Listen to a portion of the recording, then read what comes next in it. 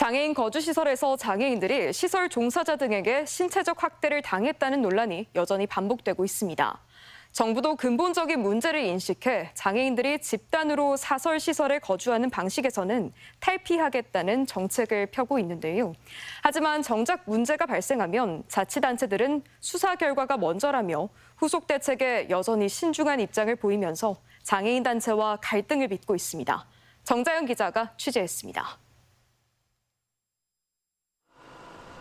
지난해 40대 장애인이 시설 종사자에게 폭행을 당했다는 의혹이 제기된 익산의 한 장애인 거주시설. 당시 장애인의 다리와 허벅지 등에서 지속적으로 멍과 상처가 발견돼 학대를 당한 것 아니냐는 주장이 나왔습니다.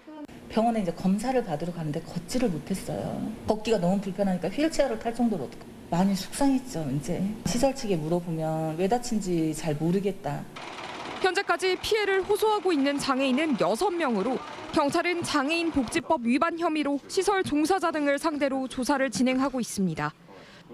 결국 여전히 피해를 봤다고 주장하는 장애인들과 시설 종사자들이 불편한 동거를 이어가고 있는 상황. 익산시는 경찰 수사 결과가 나오지 않은 상황에서 뚜렷한 제도적 기준 없이 시설 폐쇄나 피해 장애인 탈시설 지원에 나서기는 어렵다는 원론적인 입장입니다.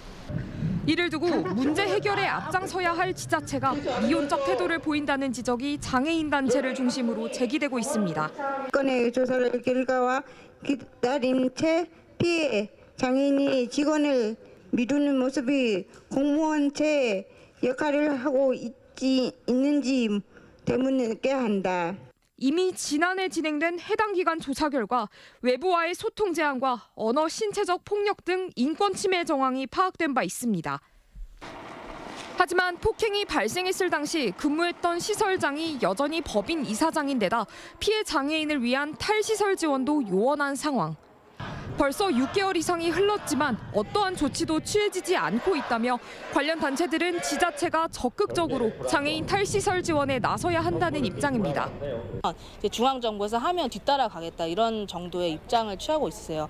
근데 이거는 좀 수세적인 스탠스거든요. 전북도도 지자체 차원에서 의지를 가지고 할 수 있는 영역들이 얼마든지 있기 때문에 한편 전라북도는 지난 2021년 장애인 탈시설 5개년 계획을 수립했지만 아직 본격 이행되지 않고 있는 상황입니다. MBC 뉴스 정자영입니다.